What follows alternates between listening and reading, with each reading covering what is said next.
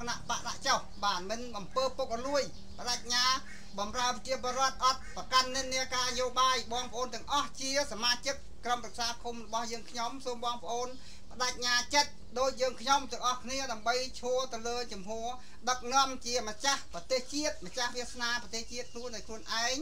តាមច្បាប់រដ្ឋប្រជាធិបតេយ្យបានលើកឡើងថាប្រជាពលរដ្ឋយើងគ្រប់រូបត្រូវតែមានចំហស្នេហាជាតិបាទដឹកនាំប្រជាធិបតេយ្យដើម្បីឈានទៅរកសង្គមដោយមានការរីកចម្រើនរបស់ប្រជាពលរដ្ឋយើងទាំងអស់គ្នាអញ្ចឹងខ្ញុំមានការវៃឆ្ងាយទេមានសេចក្តីបដិញ្ញាចិត្តចំពោះបងប្អូនយើងដែលបានជួយបាទសូមបងប្អូនទុកចិត្តខ្ញុំទាំងស្រុងមិនមែនពុករលួយបាទមិនមែនខុបខិតតបៈពួកនេះឯងទេបាទសូម្បីបងប្អូនមកពីណាក៏ជា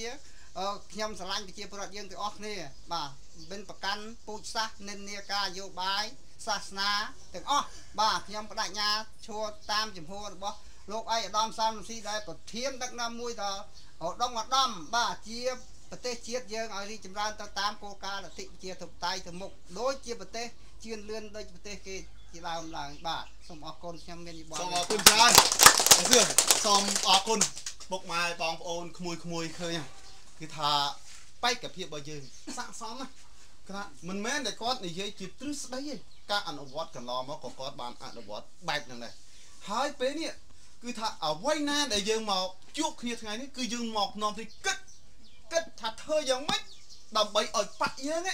នៅក្នុងឃុំម្សាយត្រៃដែលយើងនៅសល់តែ60ថ្ងៃទៀតគត់ណាយើងដល់ពេលបោះឆ្នោតតែ60ថ្ងៃទៀតគត់បើគិតជាខែយើងនៅតែ2ខែទៀតទេមែនបើគិតជាសប្តាហ៍យើងនៅតែ8សប្តាហ៍ទៀតទេអញ្ចឹងសរុបឲ្យខ្លីមកយើងមកគ្នាគិតថាតើយើងត្រូវធ្វើយ៉ាងម៉េចដើម្បីឲ្យគណៈបកយើងនៅទីនេះទទួលបានជ័យជំនះពិសេសដើម្បីឲ្យតំណាងរបស់យើងដែលលោកភ័យសឿមអំបញ្ញនេះគាត់ជាតំណាងរបស់យើងជាភ្នែករបស់យើង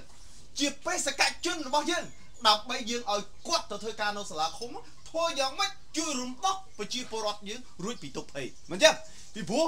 លោកឪពុកលោកបងលោកក្មួយមកទីនេះមិនមែនជាមនុស្សធម្មតាទេគឺយើងមកទីនេះដើម្បីគិតអំពីសុខទុក្ខប្រជាពលរដ្ឋយើងមែនទេយើងទាំងអស់គ្នាមកទីនេះមិនមែនមកគិតរឿងសុខសម្រាប់ខ្លួនឯងទេមិនមកគិតរឿងការងារខ្លួនឯងទេមិនមកគិតយុទ្ធធម៌សម្រាប់តែខ្លួនយើងទេមែនទេយើងមកនេះយើងមកគិតអំពីយុទ្ធធម៌នៅក្នុងភូមិឃុំយើងទាំងមូល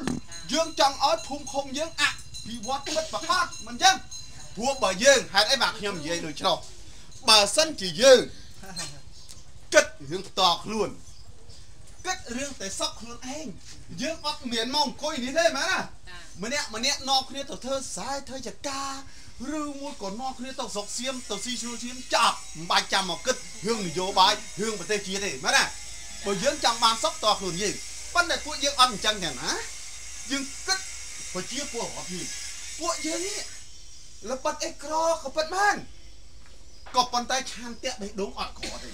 គឺគិតណាស់អំពីអយុត្តិធម៌ក្នុងសង្គមឃើញគេធ្វើបាបអ្នកស្រុកឃើញគេធ្វើបាបយុវជនគឺយើងខ្វាយខ្វល់មិនចឹងរាល់ថ្ងៃយើងតឹងទ្រូងហ្នឹងតឹងទ្រូងជួយអ្នកស្រុកជួយវាអត់បានណាពេលដើរទៅឃើញគេធ្វើបាបអូនយុវជនចង់ដល់ជួយដោះស្រាយបញ្ហាជួយអត់បានតឹងទ្រូងមែនទេអញ្ចឹងសរុបឲ្យខ្លីមកវិញសួរថាចោះហេតុអីមនុស្សទាំងអស់នៅឃុំមិនសាយត្រៃគេអ្នកខ្លះគេមានជីវភាពខ្ពស់ជាងយើងទៅទៀតចោះហេតុអីគេមិនគិតហូបគេគិតតែខ្លួនគេបានន័យថាគេមិនទាន់មានស្មារតីគិត